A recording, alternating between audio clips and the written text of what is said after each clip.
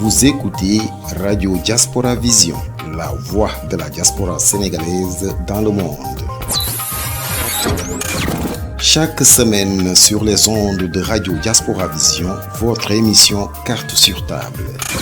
Carte sur table avec Ibrahima Thiam, président du mouvement politique Notre Avenir, pour décrypter l'actualité africaine et internationale autour du micro de Jean-Yves Duval.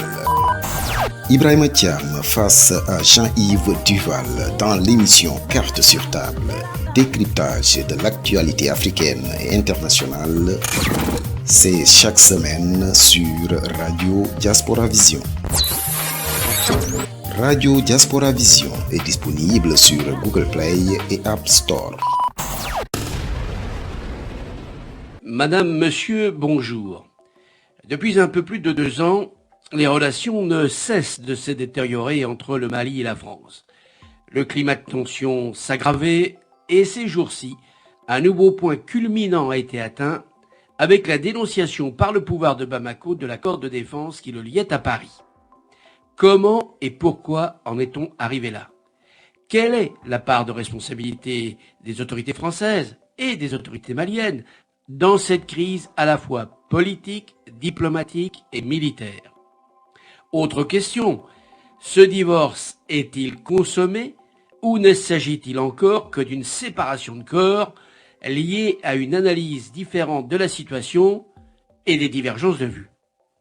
J'ai souhaité en discuter ce midi avec mon invité Ibrahima Thiam, sénégalais, président du mouvement d'opposition à un autre avenir et candidat aux prochaines élections présidentielles de 2024.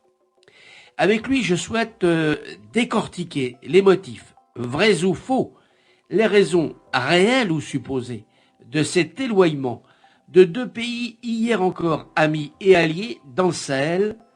En clair, radiographer ce qui se passe actuellement sous nos yeux. C'est pourquoi j'ai appelé l'émission d'aujourd'hui Mali-France, radioscopie d'un divorce.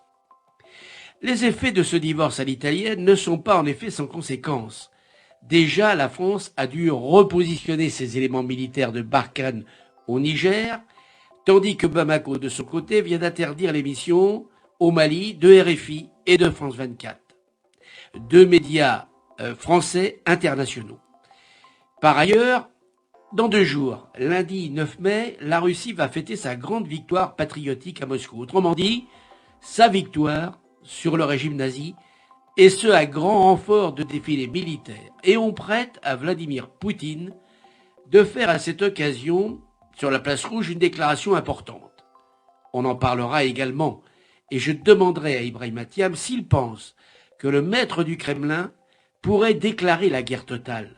Et dans ce cas, serait-ce à l'Ukraine seulement, voire à d'autres pays, ce qui, auquel cas, signifierait une 3e guerre mondiale. Ibrahima Thiam, bonjour. Merci de votre présence sur Diaspora Vision dans cette émission qui, chaque semaine, fait le point sur l'actualité brûlante dans le monde et qui s'efforce de la décrypter et de donner matière à réflexion à nos auditeurs. Bonjour et merci Jean-Yves Duval. En vous écoutant présenter ces cartes sur table d'aujourd'hui, je me dis que votre émission confirme son objectif pédagogique en s'efforçant d'éclairer tous ceux qui nous écoutent sur les grandes questions géopolitiques de l'heure. Je le disais il y a un instant, je souhaite que nous soyons le plus exhaustifs possible sur cette escalade. Ma première question est donc très simple, Ibrahima Thiam. Est-ce qu'on peut faire remonter l'origine des tensions entre Bari et Bamako au maintien au pouvoir de la junte militaire du colonel Goïta, et ce, au mépris des engagements pris pour une durée de transition politique limitée, avant l'organisation d'élections et la possibilité de redonner la parole au peuple? Oui, en effet. Même si déjà, depuis le premier putsch, organisé en août 2020, le torchon brûlait entre les 2 capitales. Mais il est certain que tout s'est accéléré lorsque le colonel Goïta, jusque-là vice-président en mai 2021, a été proclamé président et que le président en place, Bandaou, a été arrêté avec son premier ministre. Ceux-ci ont été libérés un peu plus tard, mais poussé à la démission. Vous avez raison, c'est bien ce deuxième putsch a été la goutte d'eau qui a fait déborder le vase. Il faut aussi rappeler à nos auditeurs que le Mali vivait là en réalité le 5e coup d'État de son histoire après ceux de 68, 91 et 2012. À l'évidence, la culture démocratique a beaucoup de mal à s'installer dans ce pays et la tentation autocratique est bien présente. Nous en avons la preuve. Aujourd'hui, avec un régime qui, depuis plusieurs mois, s'est radicalisé. Nous aurons sans doute l'occasion d'en reparler. Certains reprochent à Paris d'avoir, au lendemain de ce deuxième putsch, suspendu ses opérations militaires avec les Maliens et que la méfiance se serait installée à ce moment-là. Qu'en pensez-vous? Il est certain que le projet de restructuration de la force Barkhane par Emmanuel Macron a été considéré comme une forme de reniement. C'est si vrai que le Premier ministre malien, lors d'un discours devant l'Assemblée générale aux Nations unies, a parlé, je le cite, d'un abandon en plein vol de la part des Français. Cela a entraîné par la suite des tensions entre les deux pays dans la lutte contre le terrorisme. Il en va entre les nations comme dans les familles, la responsabilité des mésententes est souvent partagée. Là-dessus sont apparues les rumeurs d'une présence des mercenaires russes de la société Wagner. Quelle influence ont eu, selon vous, ces informations sur la dégradation des relations franco-maliennes? Ces rumeurs sont apparues en décembre dernier, au moment où déjà les bruits de bottes se faisaient entendre en Europe, avec des exercices militaires russes à la frontière ukrainienne. Il est certain que, pour la France, il ne pouvait pas y avoir de cohabitation sur le sol malien avec des paramilitaires russes qui, à l'évidence, étaient là pour exercer une certaine influence au détriment de Paris.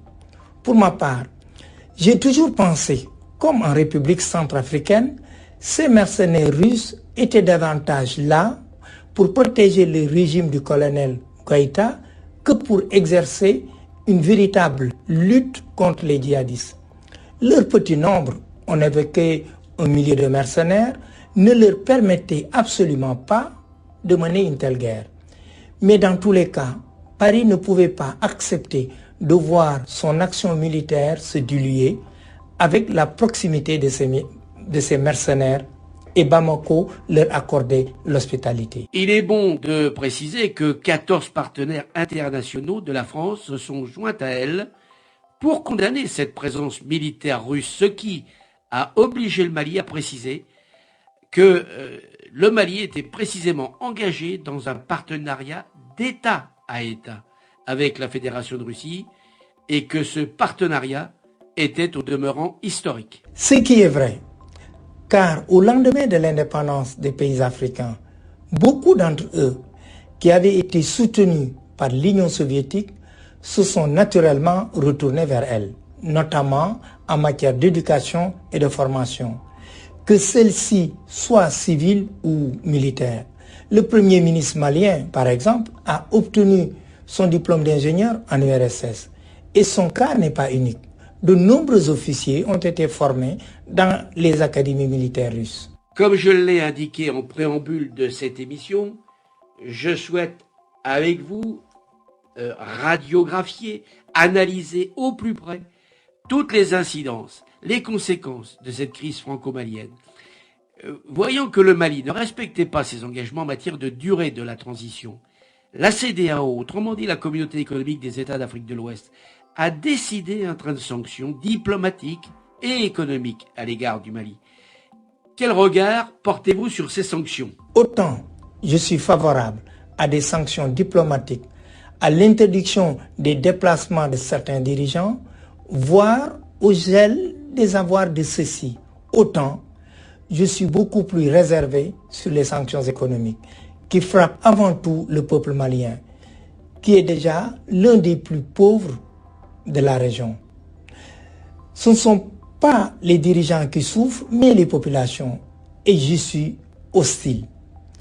Avec la situation en Ukraine, l'approvisionnement des denrées de première nécessité vont être dans les semaines à venir encore plus difficiles et plus coûteux.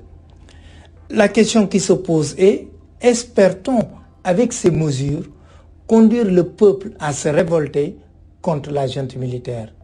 Je doute du résultat et je trouve le prix à payer trop élevé. Bamako a tout de suite vu derrière la décision de la CEDEAO des agissements en coulisses, en sous-main de la France. Vous y croyez? Honnêtement, je n'ai aucun élément sur ce sujet. Peut-être, pourquoi pas, mais je ne tomberai pas dans la théorie du complot. Je crois surtout que la CEDEAO, de même qu'elle attend des chefs d'État de respecter les deux mandats, ne peut accepter la prolifération des putschs militaires et des juntes militaires à la tête des États.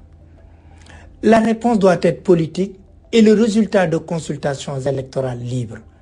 Le drame pour certains pays où la corruption est reine, c'est que le peuple ne fait plus confiance à ses dirigeants et quelquefois tenté de s'en remettre entre les mains des militaires. C'est à nous, hommes politiques, de savoir gérer avec des mesures équitables et des réformes indispensables en matière notamment de santé, d'enseignement, de justice, mais aussi de pourchasser la corruption et les corrupteurs. C'est seulement comme cela qu'on évitera le recours à l'armée, qu'on protégera la démocratie. Mais voyez comme à l'image du Mali ce qui se passe. Au Burkina Faso voisin, en Guinée et même au Tchad, la tentation de ces pays est grande pour les régimes autoritaires. Avec le retrait de la force Barkhane, il y a eu aussi le retrait exigé par le pouvoir de Bamako des militaires danois de la force Takuba. Les Français y ont vu une nouvelle provocation. Et vous souvenez-vous quelle a été la réponse malienne? Oui, je m'en souviens. En effet, le ministre malien des Affaires étrangères, Abdoulaye Diop, a répondu à son homologue français du Quai d'Orsay, Jean-Yves Le Drian, je cite de mémoire, que les insultes et le mépris n'étaient pas un signe de grandeur. On voit ainsi que petit à petit, au fur et à mesure des mois, le ton montait entre Paris et Bamako et que les sujets de division étaient multiples. Pour la petite histoire, je précise que cette déclaration de Abdoulaye Diop a été faite à RFI et à France 24, les deux médias français précisément, qui sont désormais interdits au Mali. En effet, et je vous ai déjà dit mon opposition à cette mesure, car elle affecte la liberté de la presse et la liberté d'expression. Libertés essentielles dans une société démocratique. Mais le Mali vit-il encore en démocratie? Toute la question est là. Quand on refuse de se soumettre à la volonté du peuple, on envoie un très mauvais signal. Et ce n'est pas là le seul élément qui peut nous inquiéter.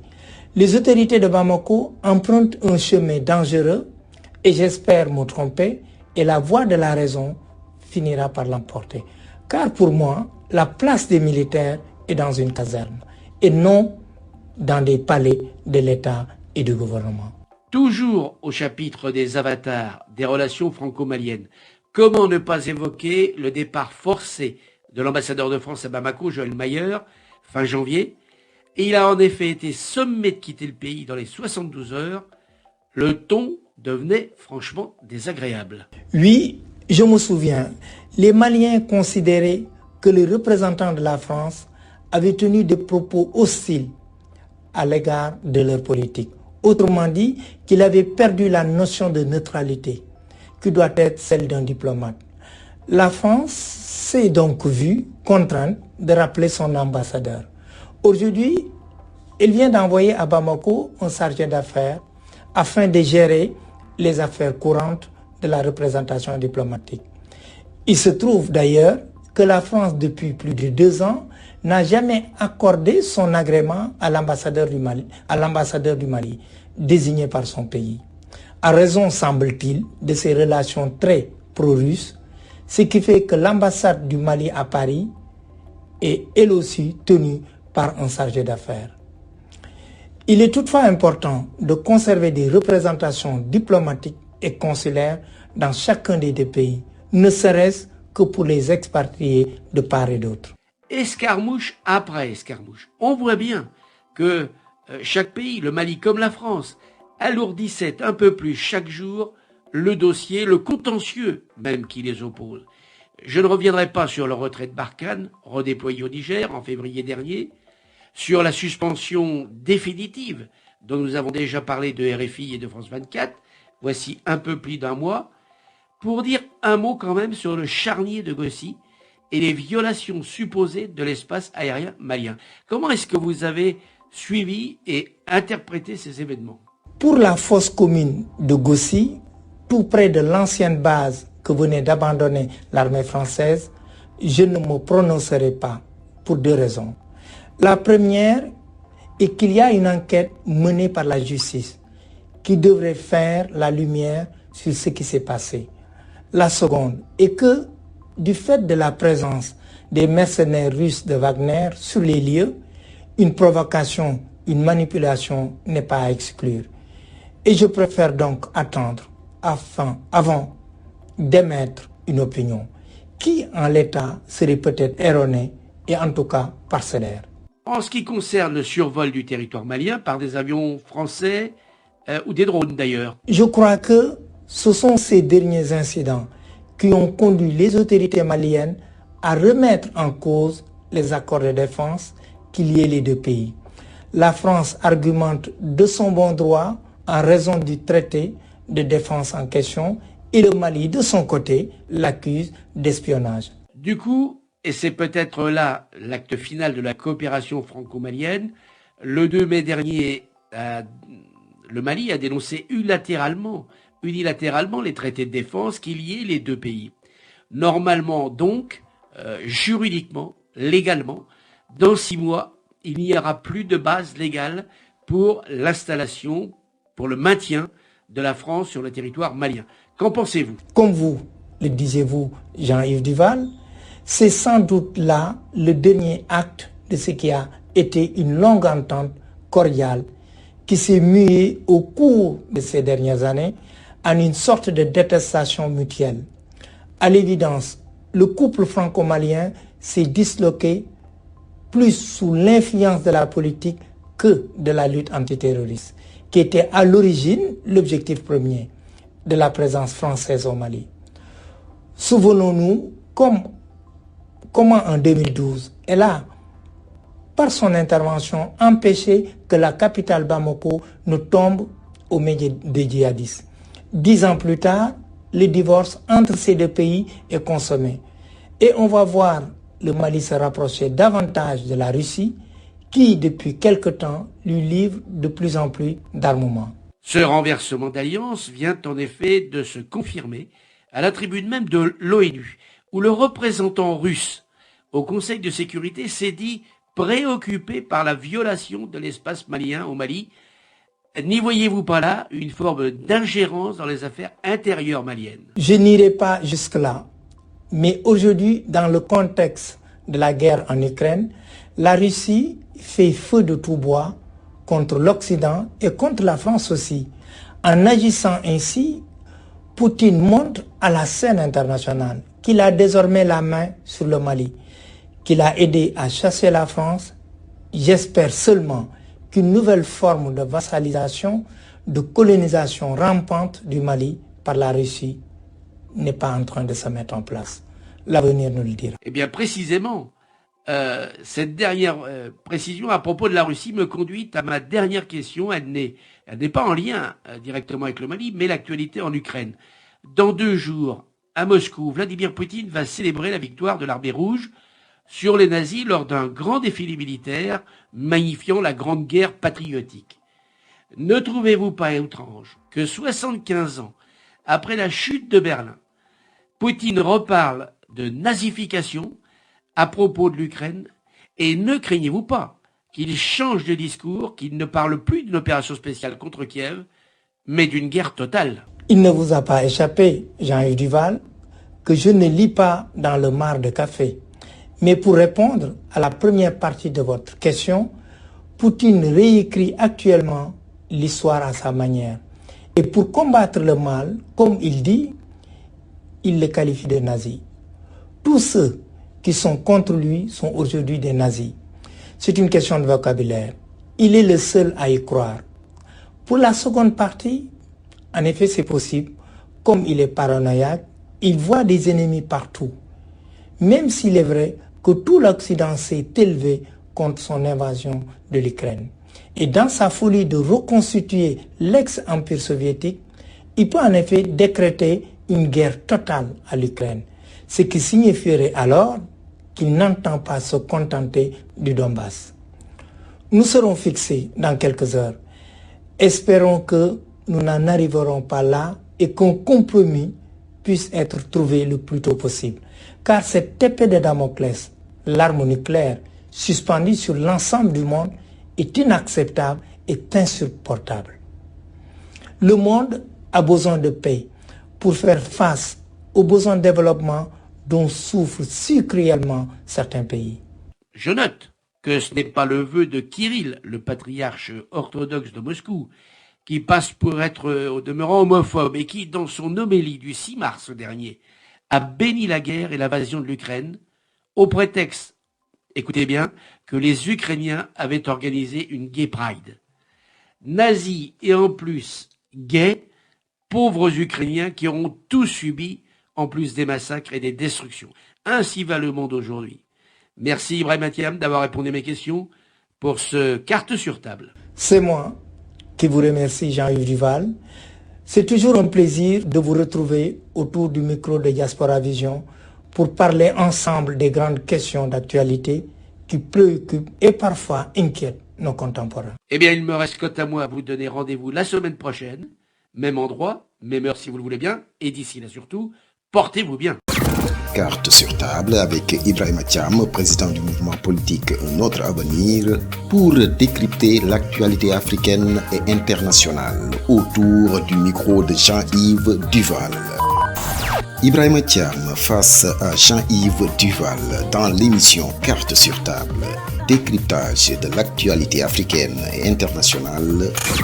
C'est chaque semaine sur Radio Diaspora Vision. Radio Diaspora Vision est disponible sur Google Play et App Store.